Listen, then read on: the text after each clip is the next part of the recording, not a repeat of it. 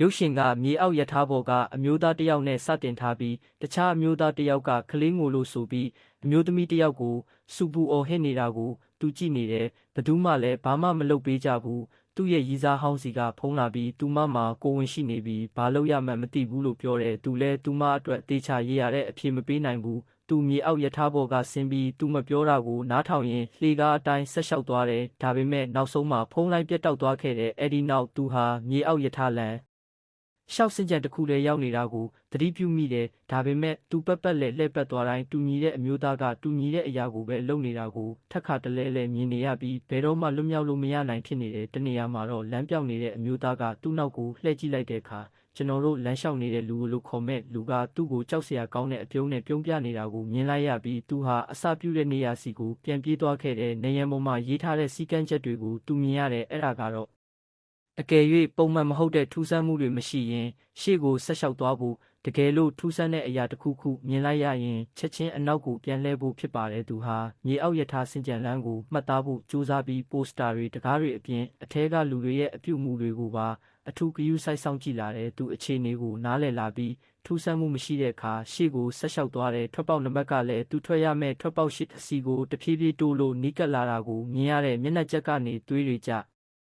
ျလာတာပိုစတာကမျက်လုံးတွေကသူ့နောက်ကိုလိုက်ကြည့်နေတာမျိုးနဲ့တခြားထူးဆန်းတဲ့ဖြစ်ရပ်တွေကိုမြင်ရတဲ့အခါသူညွှန်ကြားထားတဲ့အတိုင်းအနောက်ကိုပြန်လှည့်ခဲ့ပြီးထွက်ပေါက်ရှစ်နဲ့နီးကပ်ဖို့နံပါတ်တွေဆက်တိုးလာတာကိုမြင်ရတယ်။နောက်တစ်ကြိမ်ရှောက်နေတော့မှသူ့ရီးစားဟောင်းစီကဖုံးပြန်လာပြီးဘာလို့တင်လဲဆိုတာကိုအကြံဉာဏ်ထက်တောင်းတယ်သူမဟာအစစ်အမှန်ဖြစ်ပြီးထူးဆန်းတဲ့အရာမဟုတ်ဘူးလို့ထင်ပြီးဖုံးကိုဖြေကဆက်ပြောနေခဲ့တယ်။ဒါပေမဲ့စင်ကြံထောင်းကို꿰လိုက်တဲ့အခါသူဟာထွက်ပေါက်သူ့ညကိုရောက်သွားပြီးအစကနေပြန်ဆလိုက်ရတာကိုတွေးလိုက်ရတယ်နောက်တစ်ခေါက်လျှောက်တဲ့အခါစင်ကြံအလဲမှာကောင်လေးတစ်ယောက်ရက်နေတာကိုမြင်တော့ထူးဆန်းတဲ့အရာလို့ထင်ပြီးပြန်လှည့်သွားခဲ့တယ်ဒါပေမဲ့သူပြန်ရောက်တဲ့အခါထွက်ပေါက်နံပါတ်ကတိုးမလာတာကိုတွေ့ရတယ်ဒါကကောင်လေးဟာထူးဆန်းတဲ့အရာမဟုတ်ကြောင်းတက်တည်ပြနေတာမို့သူ့နဲ့အတူလမ်းလျှောက်ခွင့်ပြုဖို့ဆုံးဖြတ်လိုက်တယ်အဲ့ဒီနောက်ကောင်လေးရဲ့အတိတ်ပုံရိပ်ကိုတွေ့ရပြီးအဲ့ဒီတုန်းကသူ့ဘေးမှာအခုလိုနံဝိညာဉ်တသက်မဟုတ်ပဲအသက်ရှင်လှုပ်ရှားနေတဲ့လူသားအစစ်အမှန်ဖြစ်တဲ့လမ်းလျှောက်နေတဲ့လူရှိနေခဲ့တာပါလမ်းလျှောက်နေတဲ့လူဟာလည်းတစ်ချိန်လုံးကဒီအဆုံးမရှိတဲ့တန်တရားထဲမှာပိတ်မိနေခဲ့တာဖြစ်ပြီး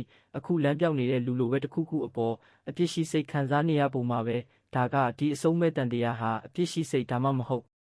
်ဝမ်းနည်းပူဆွေးမှုရှိနေတဲ့သူတွေကိုရည်ရွယ်ချက်ရှိရွေးချယ်ပြီးပိတ်မိစေတာဖြစ်ကြောင်းသက်သေပြနေပြီးသူတို့အတွက်နာကျင်စရာတန့်စင်ရာနဲ့မြေတစ်ခုဖန်တီးပေးထားသလိုပါပဲလှည့်ပတ်နေတဲ့အချိန်တစ်ခုမှာလမ်းလျှောက်နေတဲ့လူနဲ့ကောင်လေးဟာဒီငရဲရင်းကနေထွက်ခွာနိုင်မဲ့တောက်ပတဲ့လှေကားထစ်ကြီးတစ်ခုကိုမြင်လိုက်ရတယ်လမ်းလျှောက်နေတဲ့လူကကောင်လေးကိုပါဆွဲခေါ်ပြီးလှေကားပေါ်ကိုအတင်းပြေးတက်ဖို့ဆုံးဖြတ်ပေမဲ့ကောင်လေးကညှင်းဆန်ပြီးအောက်ထပ်မှာပဲနေခဲ့တယ်ကောင်လေးကစကားမပြောနိုင်လို့ဒါဟာအကြံဉာဏ်ဆိုတစ်ခုဖြစ်ကြောင်းလမ်းလျှောက်နေတဲ့လူကိုမပြောပြနိုင်ပေမဲ့ထွက်ပေါက်ရှစ်ထားကိုမရောက်သေးပဲဒါမျိုးဖြစ်လာတာဟာမဖြစ်နိုင်ဘူးဆိုတာကိုသူသိနေခဲ့တယ်လမ်းလျှောက်နေတဲ့လူကလှေကားထိပ်ကိုရောက်ပြီးမျက်စိရှိကပျောက်ကွယ်သွားတယ်သူ့ရဲ့ဝိညာဉ်ဟာဒီထဲမှာထာဝရပိတ်မိသွားပြီလို့ယူဆနိုင်ပါတယ်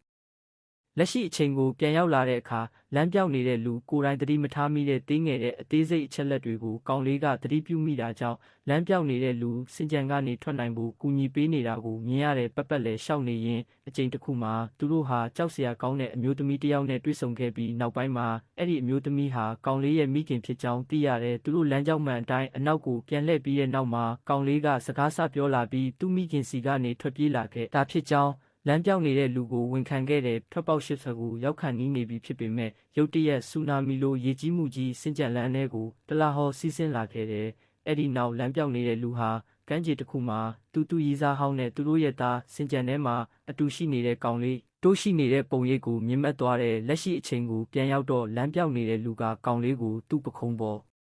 တင်ပြီးကဲတင်ဖို့စူးစမ်းပေမဲ့လမ်းပြောင်းနေတဲ့လူဟာရေစီးထဲမျောပါသွားခဲ့တဲ့အဲ့ဒီနောက်မှာတော့ကောင်လေးဟာပျက်စီးနေတဲ့အမိုက်တရိုက်တွေကြားတဲ့စင်ကြံလမ်းပေါ်မှာတယောက်တည်းလဲလျောင်းနေပြီးထွက်ပေါက်ရှစ်ဆိုင်ဘုတ်ကိုလှမ်းမြင်နေရတဲ့အခြေအနေကိုတွေ့ရတဲ့ကောင်လေးကထောင်ကိုတယောက်တည်း꿰ပြီးထွက်ပေါက်ရှစ်ကနေထွက်ခွာသွားခဲ့တယ်